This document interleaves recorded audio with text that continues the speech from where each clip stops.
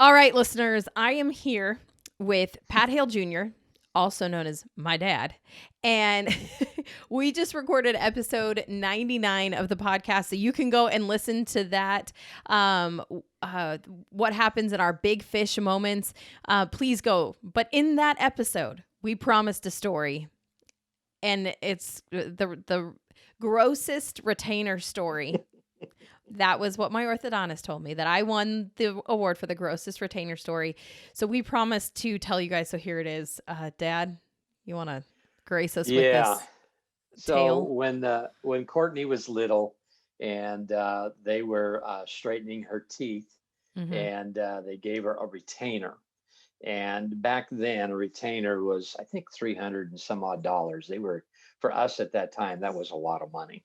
Yeah. And we went camping up there on the East Mountains of, I can't remember now where it was, but the East Mountains of Arizona, up in the pines. It was cold at night, and so we were camping and all that kind of stuff. And we kept telling Courtney, okay, this retainer is yours. You're responsible for it. Don't lose it. Make sure Because you this was put. my second one. The first one had been eaten on Christmas Day by my cousin's dog.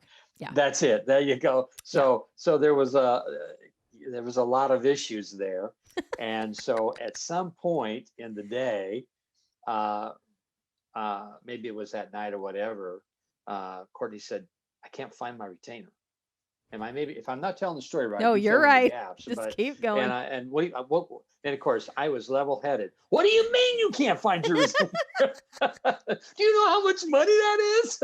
Because we're not at home. We're in the middle Oh, of, nowhere. Yeah. yeah, we're up in the mountains. The dirt is black because there's so many fires. We're camping and intense. And so I remember thinking, oh my gosh. And so we scoured the whole camp everywhere. We went through everything. And but that afternoon we had gone, I think, to the lake, and you had placed your retainer The up night on the before, or that morning when I was brushing my teeth, I ah had taken my retainer out, and the safest place that I could think to put it while I was brushing my teeth was on the dashboard of the car, on like a napkin or something like that. So it was on our car's dashboard, and I did no. not immediately put it back in. No, you did No. not. And so we went to the lake, and on the way to the lake, somebody got car sick. I don't remember who. And there was a little garbage can with a bag in it, and they threw up in that bag.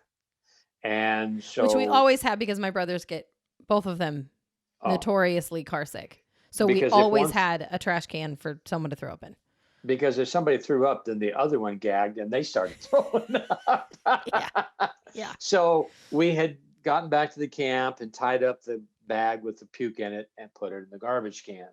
And we went through everything, blah, blah, blah, blah, blah. Couldn't find this So that night retainer. is now I can't find my retainer. Yeah. Like, yeah, It's dark. it's dark. Mm-hmm. Yeah. Can't find my And retainer anywhere. And Dad says, "Do you think we threw it away?" Right? say what now? At that point in time, you're like, "Do you think we threw it away?" Maybe that it was either I or your mom said it. Well, now I had to go over to the garbage can and start going through the garbage to find it. So I find the bag with all the vomit in it. Oh, It's dark, and I had to open it up with a flashlight in my mouth with my bare fingers, and I had to dig through that little garbage bag oh, full of vomit. oh. There was Cheetos, and Oh there my was gosh, that's apple not describe it. cider. It was, and I think I was going, ooh, Of ooh. course you were. But then I found the retainer at the bottom of the bag, completely encased in vomit. Because we had been on a very windy road, which That's is correct. what caused the car sickness. But sometime in that, my retainer had slid Slid off. off and fallen into the trash can. And then the trash can was passed back to That is correct. the kid. So then I had to take it back and Nobody else would clean it. So I had to clean it, wash my hands. We had to take a toothbrush while we're camping, and we had to brush this thing so Courtney could put it in Because her it's mouth it's the next. it's like the Invisalign. Yeah. It's one of the clear retainers, so it's like the Invisalign where it's got the imprint of the teeth in it, like a bunch of creases for puke to settle in.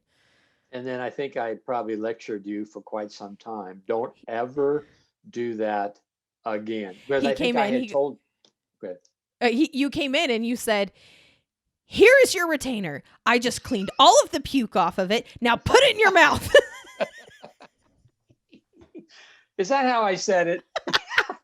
With a I was, lot of grace and love. yeah, oh yeah. I was really ticked at that moment. And because, so just so everybody knows, when I was still looking for it, I was so mad at Courtney.